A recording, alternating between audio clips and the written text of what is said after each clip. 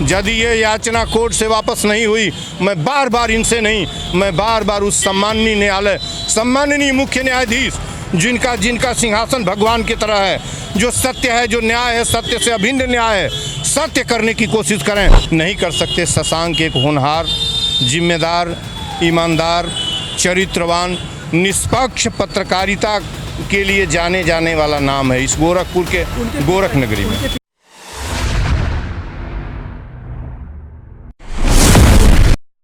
नमस्कार, बेधड़क खबर देख रहे हैं आप और मैं हूं आपके साथ विक्की सिंह।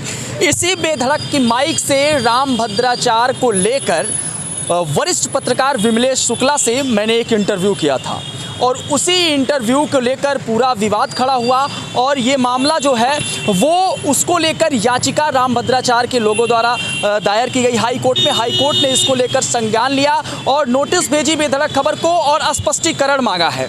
लेकिन सवाल ये है कि क्या अब सच्चाई के साथ खड़े रहना भी जो है वो लोगों को नहीं पच रहा है और अब उसके विरुद्ध में भी आवाज़ें उठने लगी हैं।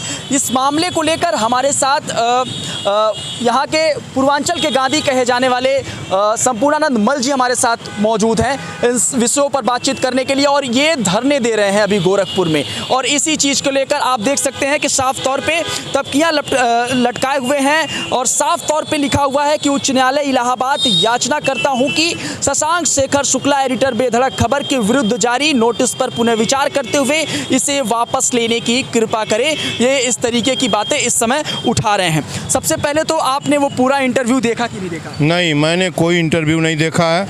मैं इस चैनल के माध्यम से और विक्की जी आपको बताना चाहता हूं कि वो एक ऐसे इंसान हैं, शशांक शेखर शुक्ल एक ऐसे व्यक्ति हैं, एक होनहार युवा हैं जो कम से कम ऐसा कोई मिस्टेक नहीं कर सकते कि वो कह दें कि वो विकलांग हैं और उनका उपहास उड़ाएं। मैं उनकी ओर से इसको साफ तौर पर पूरे सुनने वालों को और ऑनरेबल कोर्ट तक के बात पहुंचाना चाहता हूं कि शशांक ऐसी गलती नहीं कर सकते। शशांक एक होनहार, जिम्मेदार, ईमानदार, चरित्रवान, निष्पक्ष पत्रकारिता के लिए जाने वाला नाम है इस गोरखपुर के गोरख नगरी में। उनके पिताजी विमलेश शुक्ला से मैंने ही वो इंटरव्यू पूरा किया था और प्रॉब्लम यह है सर कि जब उन्होंने बात कही तो उन्होंने कहा कि 16 साल पहले उन्होंने जो इन्वेस्टिगेटिंग रिपोर्ट जो है रामभद्राचार्य को लेकर की और उसमें जो चीज़ें निकल कर छन के सामने आई और जो पेपर की कटिंग थी उसको लेकर हम लोग खबर चलाए थे और याचिकाकर्ता ने ये कहा कि बेधड़क खबर ने उसमें रामभद्राचार्य के दृष्टिबाधित होने को लेकर मजाक उड़ाया, उनकी विकलांगता को लेकर मजाक उड़ाया। ये बिल्कुल निराधार है। मैंने बोला ना, कई बात है। जब 16 साल पहले के किसी वीडियो में कोई जर्नलिस्ट निष्पक्ष पत्रकारिता के लिए वहां जाके चित्रकूट में इन्वेस्टिगेशन करके कोई चीज़ उजागर करना चाहता है, उसके आधार पर आज आप निष्कर्ष ले रहे हैं, आज आप अधियाचना दायर कर रहे हैं। मैं इसको बिल्कुल एक गलत है और मैं कुछ नहीं जानता। मैं यही जानता हूं कि यदि इस तरह की याचनाएं दायर हो सकती हैं तो एक याचना अपने आप रामभद्राचार्य को अपने आप से आईने में खड़ा होकर और हर किसी को अपने आप से पूछना चाहिए जो रामभद्राचार्य के साथ आज खड़ा है कि क्या वो कह रहे हैं। रामभद्राचार्य के कुछ शब्द मैं एक चिट्ठी भेज रहा हूँ, चिट्ठी नहीं है, यह आग्रह और याचना है माननीय मुख्य न्यायाधीश इलाहाबाद के को लिख रहा हूँ।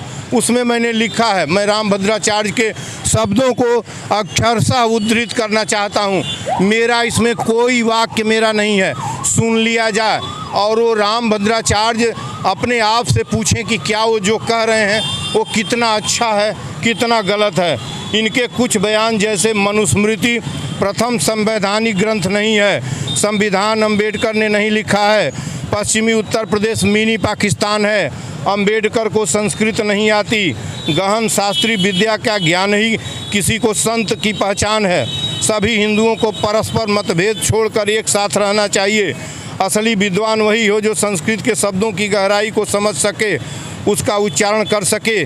देश में हिंदू संकट के दौर से गुजर रहा है, उन्हें न्याय नहीं मिल रहा है, संभल में हिंदुओं का पलायन हो रहा है, मेरठ मुजफ्फरपुर में दूसरे लोग हिंदुओं पर हावी हो रहे हैं आदि इन बयानों में हिंदू मुस्लिम एकता, राष्ट्रवाद, assimilative nature of Indian culture कैसे मैं तलाश करूं, किससे पूछूं कि इसमें एकता कहाँ है।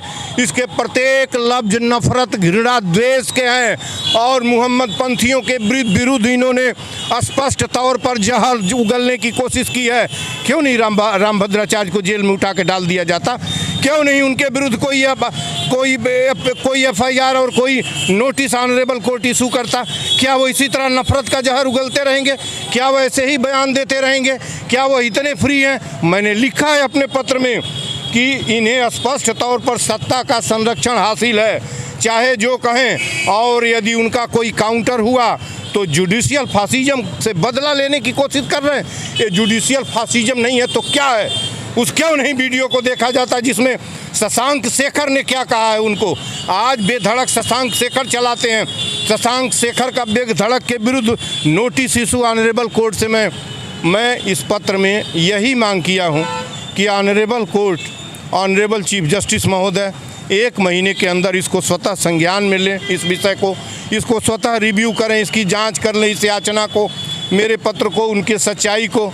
और रामभद्राचार्य से मैं कहना चाहता हूं कि आप यदि संत हों और झूठ आप नहीं कुछ करना चाहते, यदि आप इंसान से इंसान को जोड़े रखना चाहते हैं, यदि आपके अंदर मोहब्बत का थोड़ा सा भी कोई गुंजाइश है, तो जाके अपनी याचना, जो अपनी रीट है, उसे ऑनरेबल कोर्ट से वापस ले लीजिए।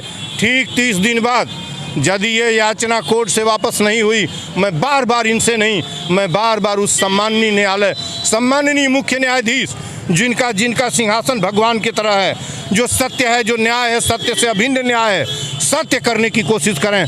मैं आपके चैनल के माध्यम से ही करता हूं। ठीक 30 दिन के अंदर यदि ये सब मामला सब्सिडाइज नहीं हुआ, नोटिस वापस नहीं ली गई, चाहे वो जाके यह वापस लें या ऑनरेबल कोर्ट सम्माननीय न्यायाधीश महोदय उस विषय को समझ के वापस नहीं हुई, तो गांधी प्रतिमा यहीं है गोरखपुर के अंदर, और ये जोग नगरी है, ये गोरख की नगरी है। गोरख सत्य के प्रतीक हैं। इस नगर से सत्य के लिए 1 दिन का अनशन स्टार्ट करूंगा, और यदि उसमें भी नहीं हुआ तो अनिश्चितकालीन अनशन करूंगा। बेधड़क शशांक शुक्ल एक बेहद ईमानदार और चरित्रवान व्यक्ति हैं। मैं इनके ऊपर लगे आरोप और जो नोटिस इशू हुई है, इसका कड़ा विरोध करता हूं और इसे वापस लेने की मांग ऑनरेबल कोर्ट से करता हूं।